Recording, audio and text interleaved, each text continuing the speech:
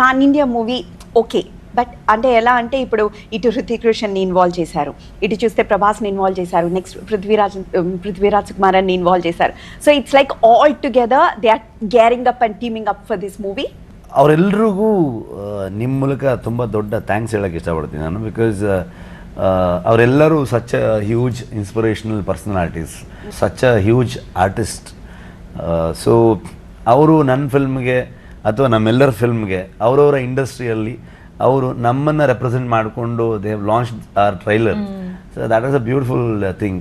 Because I always believe it is an Indian industry all together. There is no regional that would this would name. So I always feel ಈಗ ಆ language ಬ್ಯಾರಿಯರ್ನ ತೆಗೆದು ಎಲ್ಲರೂ ಒಂದು ತುಂಬ open ಆಗಿ ಎಲ್ಲರೂ ಎಲ್ಲ ಭಾಷೆಯ ಫಿಲ್ಮನ್ನು ನೋಡೋಕ್ಕೆ ಶುರು ಮಾಡಿದ್ದಾರೆ, ಎಲ್ಲ ಕಂಟೆಂಟನ್ನು ಎಕ್ಸ್ಪ್ಲೋರ್ ಮಾಡ್ತಾ ಇದ್ದಾರೆ.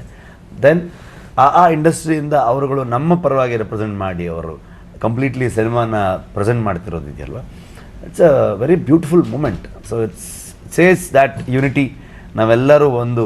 So Indian film industry, each ಇಂಡಸ್ಟ್ರಿಯಲ್ಲಿ ನಮಗೆ ಒಬ್ಬೊಬ್ರು ಇನ್ನೂ ತುಂಬ ಜನ ಇದ್ದಾರೆ. ಸೊ ಬರೀ ಅವರು 5 ಜನ ಮಾತ್ರ ಅಂತಲ್ಲ ಅಥವಾ 4 ಜನ ಮಾತ್ರ ಅಂತಲ್ಲ, each industry we have friends. ಅವರು ತುಂಬ ಸಪೋರ್ಟ್ ಮಾಡಿದ್ದಾರೆ ಪ್ರೀವಿಯಸ್ ಕಾಂತಾರಕ್ಕೆ. ಸೊ ಐ ಥಿಂಕ್ ಈಗಲೂ ಎಲ್ಲರೂ ಮಾಡ್ತಾ ಇದ್ದಾರೆ, ವಿಶ್ ಮಾಡ್ತಾ ಇದ್ದಾರೆ.